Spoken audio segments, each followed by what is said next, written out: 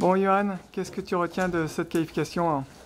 Une grande satisfaction, hein. Moi, je pense que je suis très fier de mon groupe, de mes joueurs, hein, ils ont, comme on dit, fait le boulot sérieusement. Ils ont mis tous les ingrédients pour passer ce match, hein. On savait les forces de cette équipe NDC, hein, qui avait quand même éliminé une N3, qui avait battu les Sables.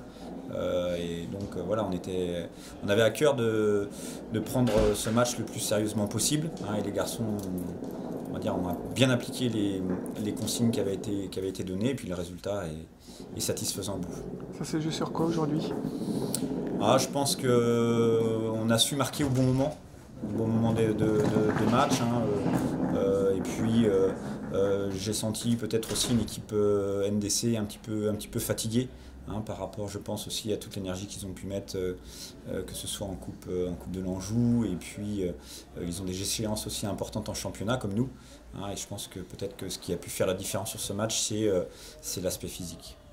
C'est une priorité, la coupe, par rapport au championnat, où vous avez encore Nous, un maintien? on a forcément une priorité qui est le championnat, qui est le maintien en DH.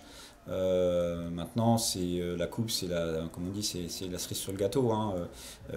Forcément, à choisir entre la coupe et puis le championnat, on privilégie un maintien en DH, ça c'est une certitude. Est-ce que tu étais avec quelques appréhensions avec cette équipe d'Angers NDC, une grosse équipe de coupe cette saison? Oui, c'est une équipe qu'on m'avait présentée comme ayant beaucoup de caractère, qui ne lâchait rien jusqu'au bout, et voilà, avec des individualités intéressantes, assez solides sur l'homme. Donc voilà un petit peu ce qu'on m'avait rapporté comme renseignement, et c'est vrai que moi je tiens à les féliciter pour leur parcours, parce que d'arriver à ce stade de la compétition, et puis de jouer aussi la montée en DSR, enfin maintenant R2, c'est plutôt une bonne chose pour eux d'être arrivés à ce stade de la compétition en coupe. Un petit peu chez vous on voit que les résultats ont un peu redécollé. Ouais, Est-ce qu'il y a un groupe qui a été défini en fait un peu là sur la fin de saison ou... Pas forcément.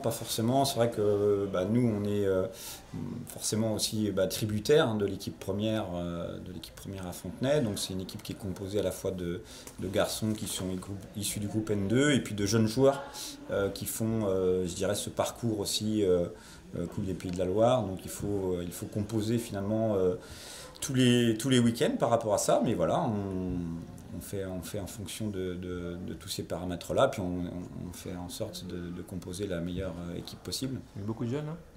Oui, beaucoup de jeunes aussi formés au club, donc c'est ça qu'il faut mettre en avant. C'est vrai que je crois, en tout cas sur le groupe de samedi dernier, sur les 14 que j'avais alignés, il y en avait au moins 11 qui étaient issus de la formation au club de Fontenay. On a la chance aussi d'avoir les U19 qui se sont qualifiés ce matin pour la finale Coupe des Pays de la Loire avec nous. Donc je pense que c'est quand même deux indicateurs qui sont importants par rapport à ce que peut apporter la formation au club de Fontenay.